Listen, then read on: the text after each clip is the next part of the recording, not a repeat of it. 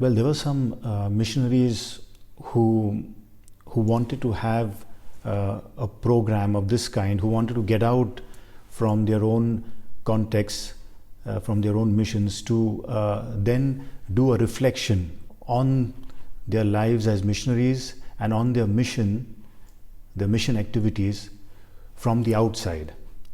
So they wanted a kind of a program in which they could insert themselves to undergo such kinds of reflections and study, etc. And there were some missionaries who also asked me whether it would be possible to have a program in English in Rome.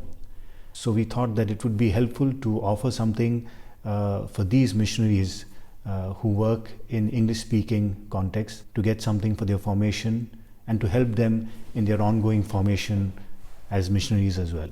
There has been a great change in the perspectives, the missionary perspectives of the church. If you go back to, let's say, the 1950s, or from 1940 to 1950, you have the book of Godin and Daniel, France Pays des Missions.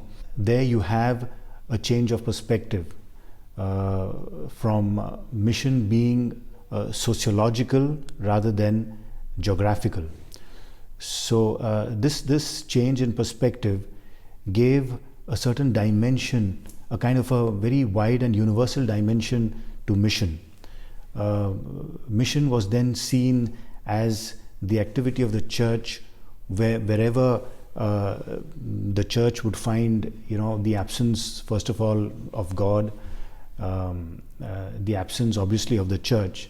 So in a secularized world, the church would be doing mission practically everywhere, and most especially wherever there's the absence of peace, of love, of charity, of justice. The classes that will be held in this program especially would be classes that would involve more the participation of the students.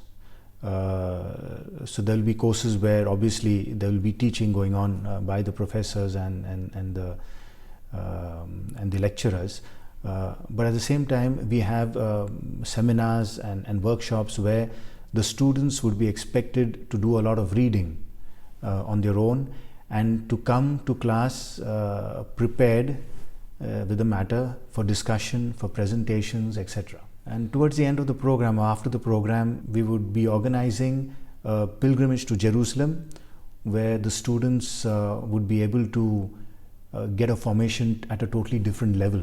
It would be a pilgrimage, let's say, from the missionary perspective, where the students would be really living that experience, being in the place where, in a way, the Christian mission began.